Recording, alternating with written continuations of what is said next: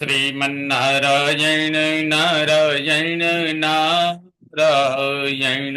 बोलिए भागवत भगवान की जय। समस्त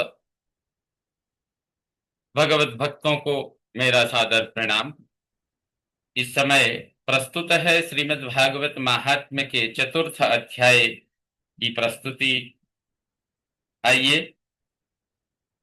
सूत उवाच।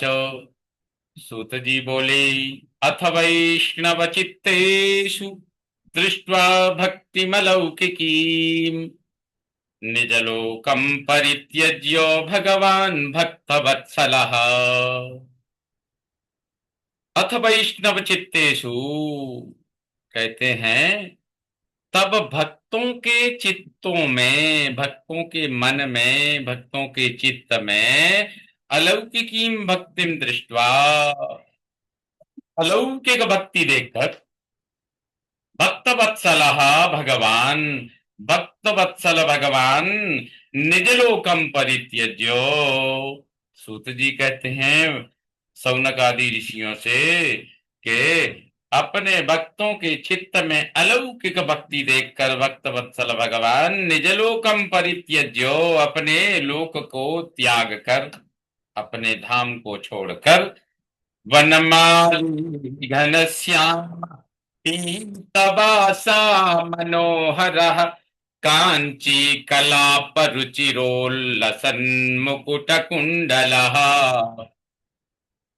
वनमाली यानी जो वनमाला को धारण करने वाले वनमालाधारी घनश्याम हैं, जिनका मेघ के समान श्याम वर्ण है। पीत पीतवासा मनोहरः, पीतांबरधारी, मन को हरण करने वाले, मन को चुरा लेने वाले, मन को भाने वाले, रुचि रहा सुंदर, कांची कलाप मुकुट कुंडल लसत। कांची कलाप होता है करधनी पहने हुए हैं, कमर में करधनी पहने हुए हैं, कमर बंद कमर पेटी पहने हुए, मुकुट कुंडल, और मुकुट कुंडल से सुशोभित हैं ऐसे भगवान। त्रिभंगो ललित चारु कौस्तुभेन विराजितः कोटि मन्मथ लावण्यो हरिचंदन चर्चितः।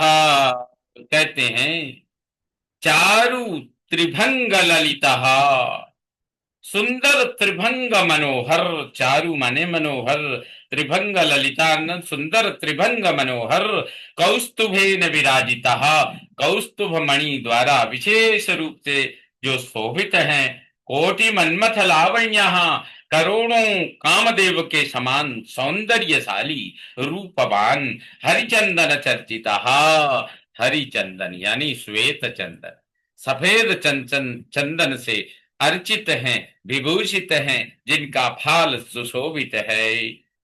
परमानंद चिन्मूर्तिर मधुरो मुरलीधर विवेश स्वभक्तानां हृदयान्यमलानि च। परमानंद चित मूर्ति ही मधुर मुरलीधर, जो परमानंद ज्ञान स्वरूप चित मूर्ति यानी ज्ञान मूर्ति ज्ञान स्वरूप, मधुर अत्यंत मधुर, मुरलीधर मुरली को अधर पे धारण करने वाले, स्वभक्ता नाम अपने भक्तों के, अमलानी हृदयानी, आविवेश अमल मल रहित, मल अमल यानी मल से रहित अर्थात निर्मल हृदयों में भगवान आए, अपने लोक को छोड़कर और अपने उन भक्तों की निर्मल पावन हृदय में प्रविष्ट हो गई। वैकुंठवासिनो ये च वैष्णव उद्धवादयः रथम ते गूढ़ रूपेण संस्थिता।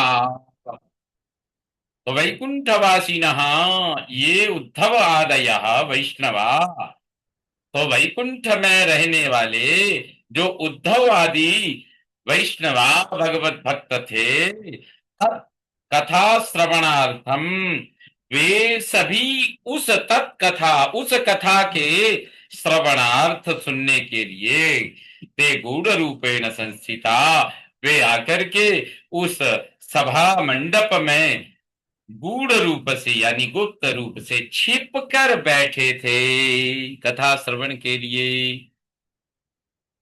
तदा जय जया रस पुष्टि रलौकिकी चूर्ण प्रसून वृष्टिश्च मुहुः शंखरवोऽप्यभूत्। जब वहां बैठ गए आकर के स्वर्गवासी हरिभक्त भगवत भक्त लोग, तो तदा जय जय आरावः अलौकिकी रस पुष्टि ही चूर्ण प्रसून वृष्टि ही च मुहुः शंखरवः अपि अभूत।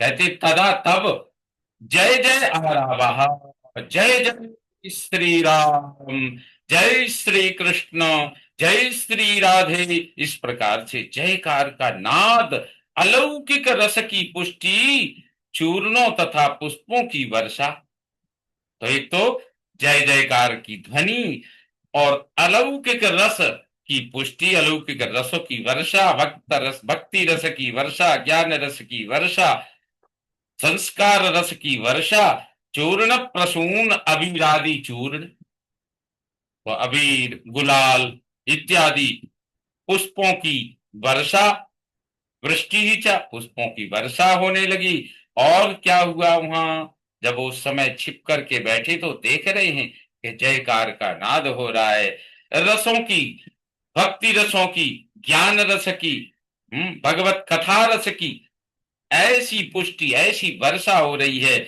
जहां पुष्पों की वर्षा, अबीर गुलाल आदि रसों की वर्षा। और वहां क्या हुआ, मुहुः शंख रवाह अपि अभूत, बार बार शंखनाद भी हो रहा था। तत्सभा संस्थिता च देहगेहात्म विस्मृति दृष्ट्वा च तन्मयावस्थाम् नारदो वाक्यमब्रवीत्। तत्सभा संस्थिता नाम चो, उस सभा में उपस्थित लोगों की आत्मदेह गेह विस्मृति, जो उस कथा मंडप में बैठे हुए थे, श्रीमद् भागवत की कथा जब सुखदेव जी महाराज श्रवण करा रहे थे, तो उस समय वहां जो बैठे मंडप में, वहां पंडाल में जितने भी श्रोतागण थे, उनके अपने शरीर की, उन्हें अपने शरीर की, अपने घर की, अपने व्यवसाय की विस्मृति हो गई। तन्मया अवस्थाम, वो तन्मय स्थिति में, अवस्थाम, उनकी तन्मय अवस्था को देखकर नारद जी कहने लगे, नारदः वाक्यम अब्रवीत, उनकी इस स्थिति को देख करके नारद जी बोले। नारद जी क्या कहते हैं, नारद उवाचो अलौकिकोऽयं महिमा मुनीश्वरा सप्ताहजन्योऽद्य विलोकितो मया मूढ़ा सठाये पशुपक्षिणोऽत्र सर्वेऽपि निष्पापतमा भवन्ति। मूढ़ा सठाये पशुपक्षिणोऽत्र सर्वेऽपि निष्पापतमा भवन्ति।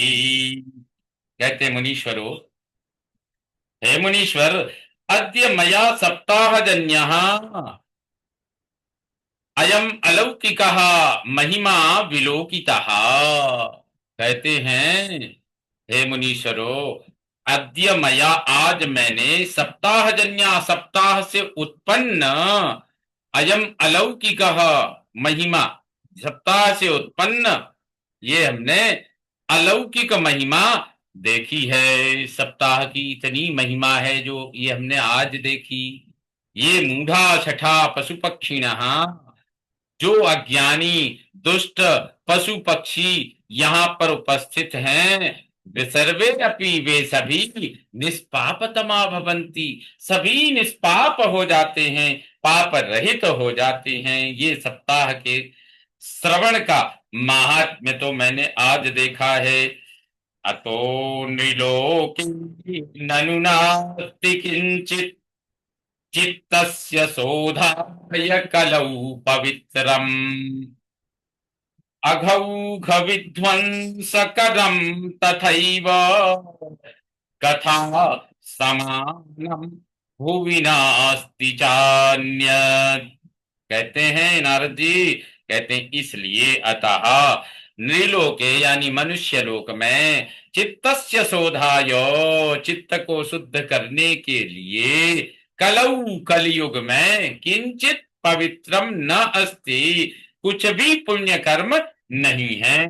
तथा एव इसी प्रकार अघ ओघ विध्वंस करम, पाप की बाढ़ को, अघ ओघ पाप के वेग को, विध्वंस करम संपूर्ण प्रकार से नष्ट करने वाला, कथा समानम भुवि किंचित नास्ति, श्रीमद् भागवत सप्ताह की कथा के समान पृथ्वी पर कोई अन्य साधन, अन्य उपाय नहीं है।